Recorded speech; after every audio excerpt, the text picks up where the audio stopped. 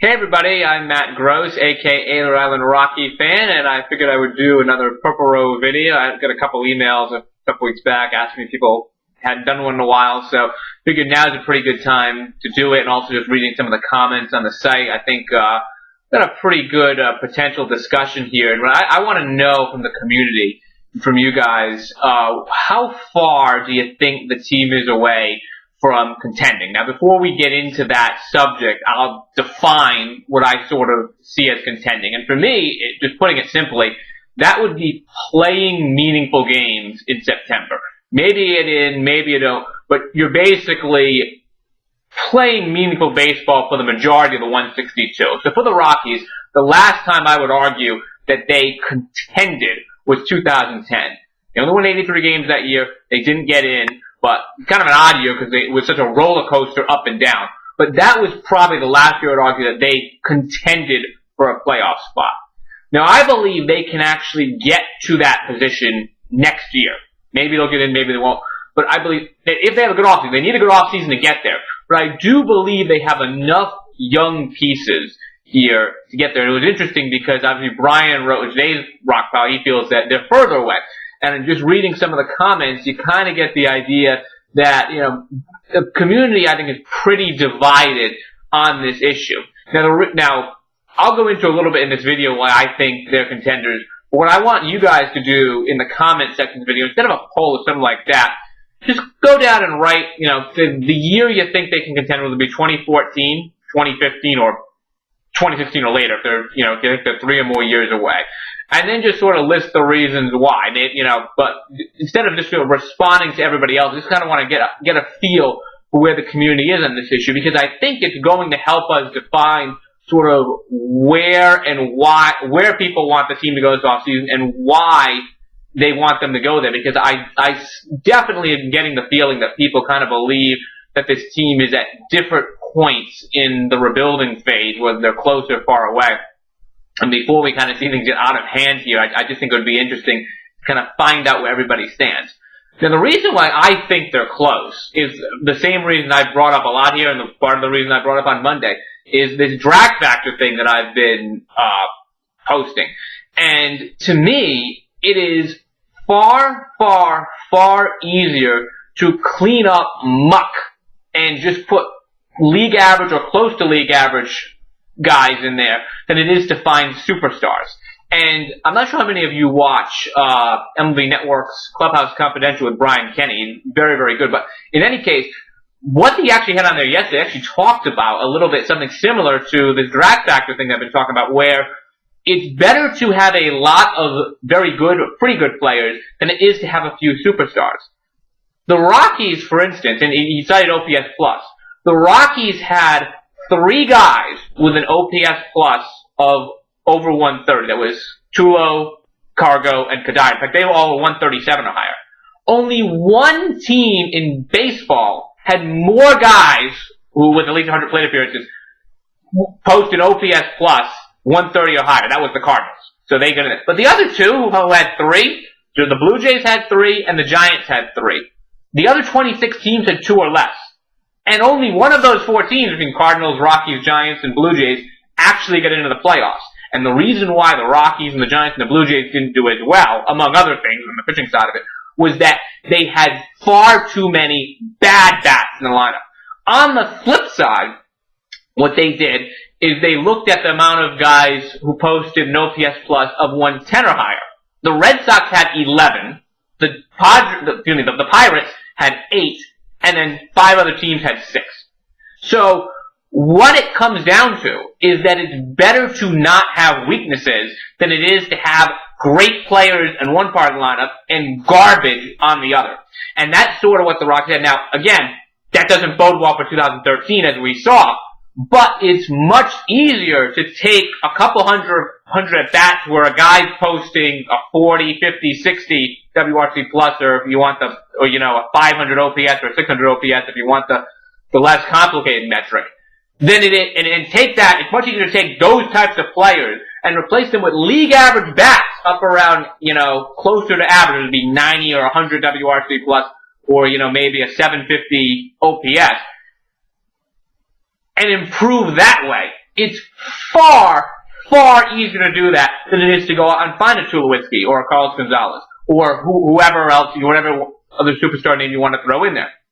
However, if you take enough at-bats of guys who are 40, 50, 60 WRC plus and turn them into 90, 100, 110 WRC plus at-bats, take 500 of those, that is just as significant, maybe more significant, than actually going out and signing a player as good as Tulowitzki or Gonzalez. And that, I think, the point that I don't think enough people consider or understand, and why we see these massive, massive shifts in winning from one year to another. As I saw with the Pirates going from 79 to 94 wins, and the Red Sox having one of the biggest turnarounds of all time from one season to another, because that's an extreme example. I don't know if the Rockies can go quite that far, but the good news for them is they don't have to go that far, because they are starting with more wins than the Red Sox had in 2012, and they probably don't have to get to 97, although that would be nothing we can dream, but I don't think we're going anywhere near there anytime soon.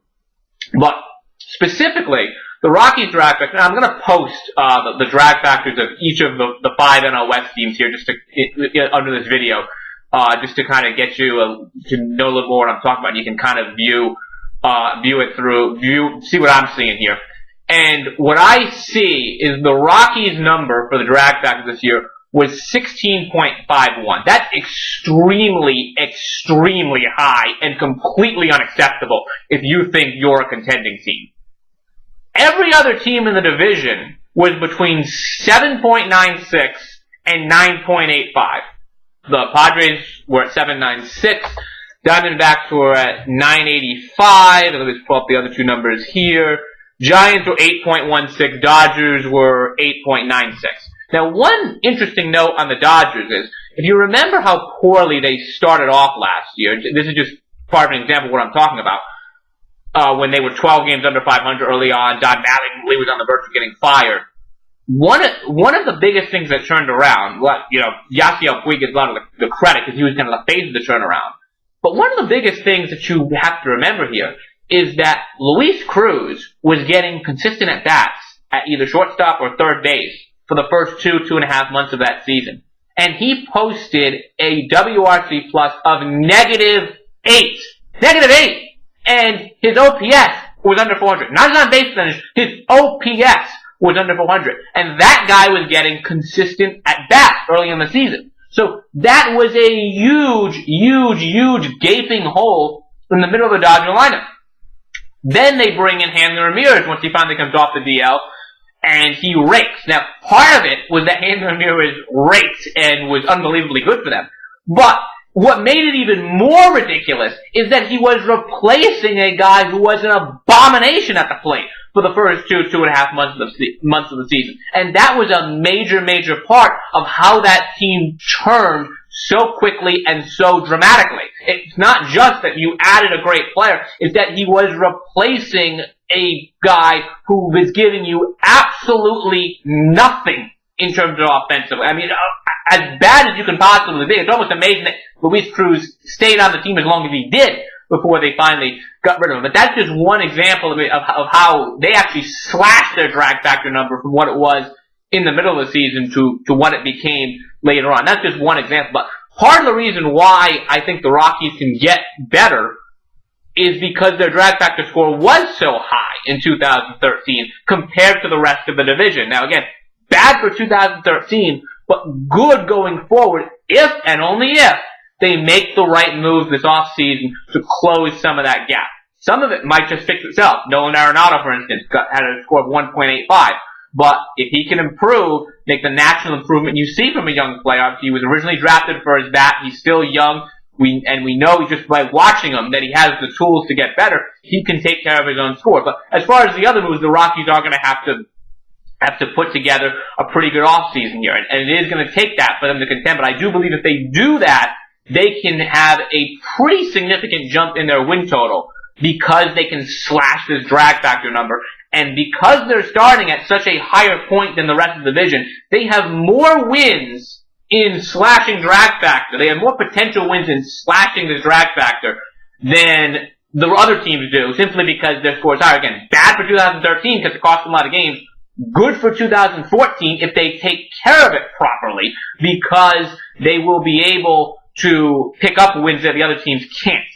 That is very, very significant. It's also why I think the Padres are totally screwed next year, and why did the Padres finish ahead of the Rockies this year? You look at their roster, there's no superstar. The pitching was a disaster. The only reason why the raw numbers didn't look that way is because Petco Park protects them a little bit. But if you go look at the park adjusted numbers of the Padres hitters and their pitchers are actually pretty good. They had a lot of guys in that, category. We had a lot of 100, 110 WRC plus or OPS plus guys, but no superstars.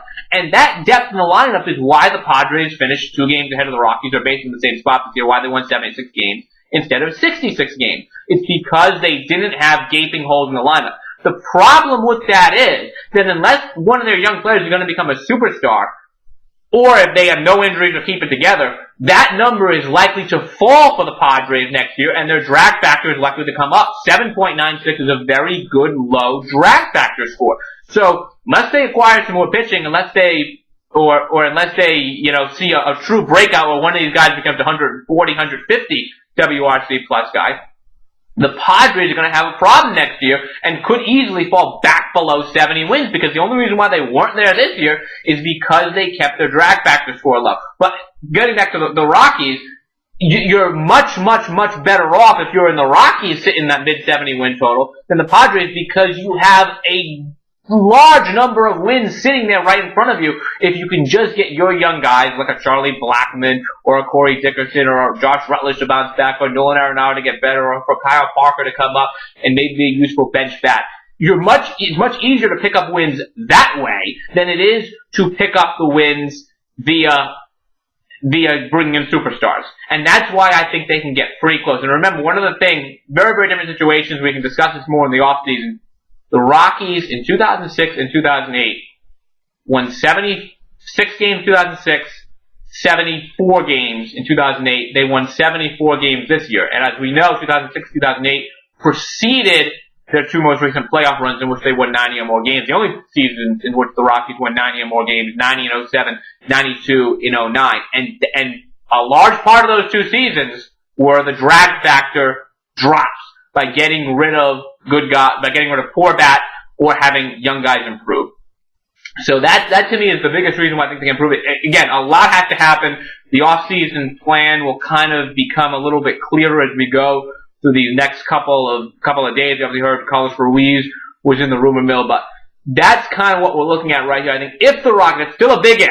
I'm not saying they're going to have a good offseason, but if they do, I believe that if they push the right buttons, they can at least be contenders as soon as next summer. And that would be really, really fun if it got that way. So let me know what you think. If you think they're contenders next year, if you think they're contenders in 2015, or if they're not even close, which I guess would be the blow it up plan. Just one by one. Don't just post each of the new comment before you respond to it. Just want to get a feel for where the community is on this issue.